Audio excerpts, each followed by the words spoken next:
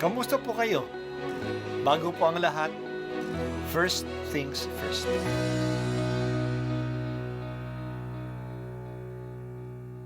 Good morning po.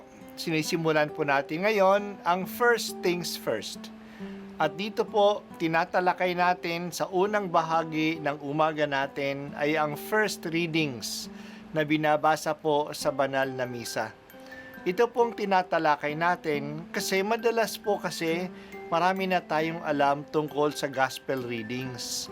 Pero konti po ang nagsasalita sa first readings. Pero ang first readings, bahagi din po yan ng Biblia, ng banal na kasulatan. Kaya susubaybayan po natin ang mga first readings, basahin po natin at kuminsan kailangan ng basahin ng 2 o 3 beses bago maintindihan kasi hindi po tayo familiar sa mga istorya at sa mga kaisipan na tinatalakay dito. Ang pagbasa mula sa unang aklat ni Samuel. Noong mga araw na iyon, sinabi ni Samuel kay Saul, "Pakinggan mo ang sinabi sa akin ng Panginoon kagabi." "Ano iyon?" tanong ni Saul. Sinabi ni Samuel, "Noong una, ikaw mismo ang nagpakilalang ikaw ay hamak. Ngayon, ikaw ang pangunahin sa Israel, sapagkat hinirang ka ng Panginoon at pinahira ng langis upang maging hari. Inutusan kanyang lusubin ang masamang bayan ng Amalek at mahigit na ipagbiling puksain ng mga ito. Bakit mo sinuway ang utos ng Panginoon? Bakit mo pinag-imbutan ang mga ito? Hindi mo ba alam na ang ginawa mo'y malaking kasalanan sa Panginoon?" Sumagot si Saul, "Sinunod ko ang Panginoon. Pumunta ako sa pinapupuntahan niya sa akin. Binihag ko si Agag na hari ng Amalek at nilipol ang mga Amalesita.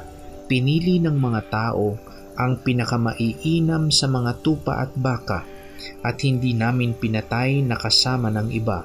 Bagkus ay iniuwi namin sa Gilgal upang ihandog sa Panginoon."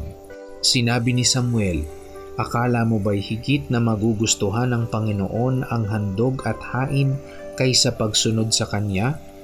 Ang pagsunod sa Kanya ay higit sa handog, at ang pakikinig ay higit sa haing taba ng tupa. Ang pagsuway sa Kanya ay kasinsama ng pangkukulam, at ang katigasan ng ulo'y tulad ng pagsamba sa Diyos-Diyosan. Pagkat sinuway mo ang Panginoon, aalisin ka sa pagiging hari ng Kaniyang bayan." Ang salita ng Diyos.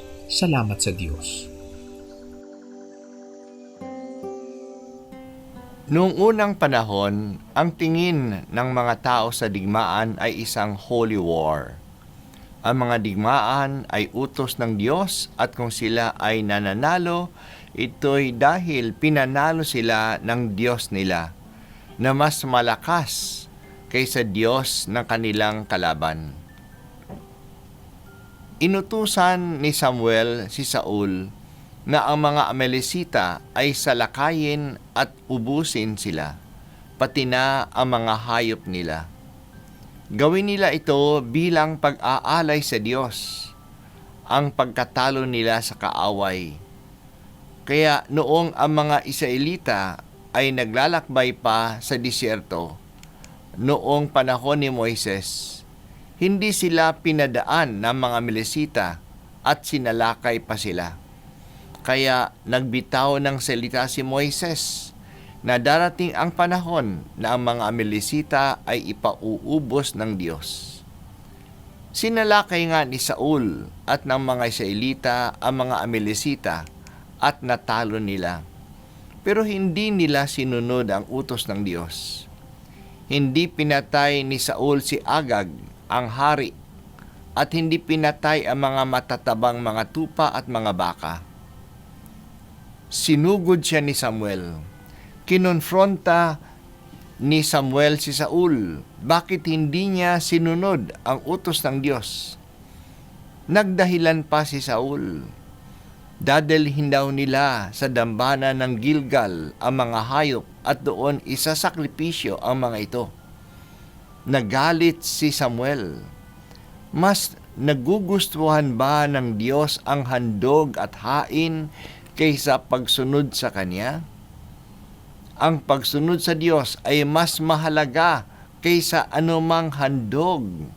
Obedience to God is more important than any sacrifice.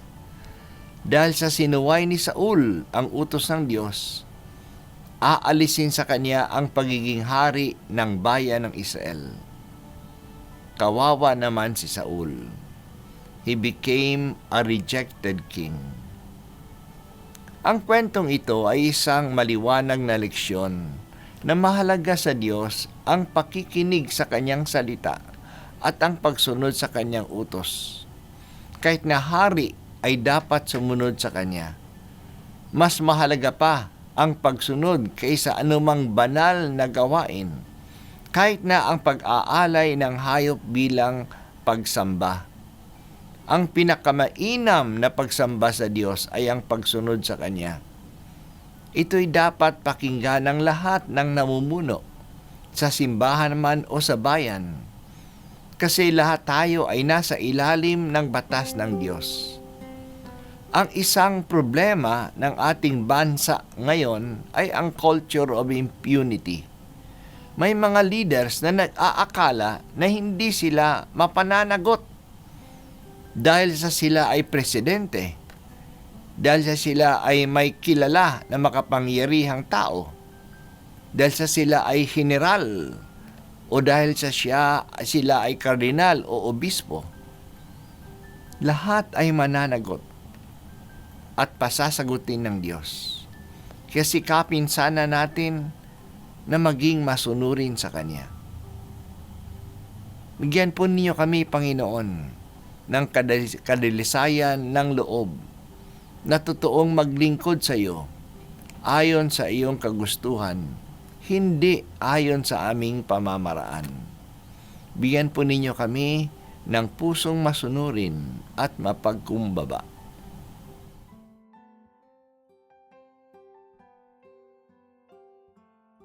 At ako po ay si Bishop Broderick Pabilio dito sa First Things First.